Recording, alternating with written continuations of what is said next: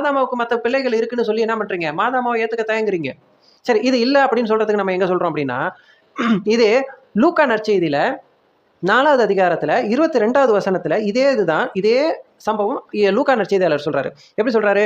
அந்த ஏட்டை சுருட்டி ஏவாளிடம் கொடுத்துவிட்டு அமர்ந்தார். தொழுகை கூடத்தில் இருந்தவரின் கண்கள் அனைத்தும் அவரையே உற்று நோக்கி இருந்தன. அப்பொழுது அவர் அவர்களை நோக்கி, நீங்கள் கேட்ட இந்த மறைநூல் வாக்கு இன்று நிறைவேறிற்று என்றார்.